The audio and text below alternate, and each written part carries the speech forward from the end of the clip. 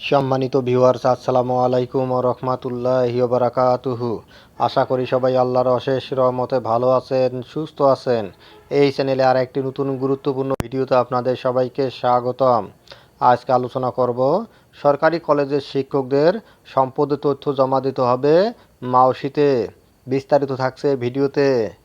এই ভিডিওটি দেখার আগে যারা এই চ্যানেলে একদম নতুন তারা অবশ্যই চ্যানেলটি সাবস্ক্রাইব করে পাশে থাকা বেল আইকনটি প্রেস করে দিন। আর যারা ইতিমধ্যে সাবস্ক্রাইব করেছেন তাদেরকে জানাই অসংখ্য ধন্যবাদ। সরকারি কলেজের শিক্ষকদের সম্পদের তথ্য জমা দিতে হবে মাওসিতে।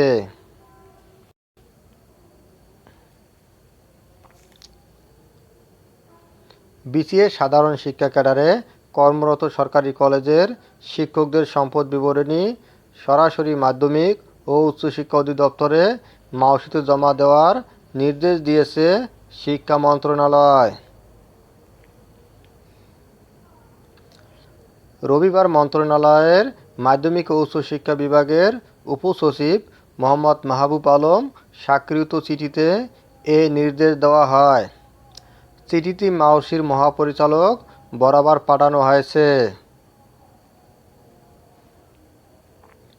চিঠিতে বলা হয়েছে, সরকারি কলেজের শিক্ষকদের সম্পদ বিবরণী সরাসরি মাধ্যমিক ও উচ্চশিক্ষা অধিদপ্তরে মাওসি জমা দিতে হবে এবং প্রাপ্ত সম্পদ বিবরণী মাধ্যমিক ও উচ্চশিক্ষা অধিদপ্তর কর্তৃক সংরক্ষণের জন্য অনুরোধ করা হলো।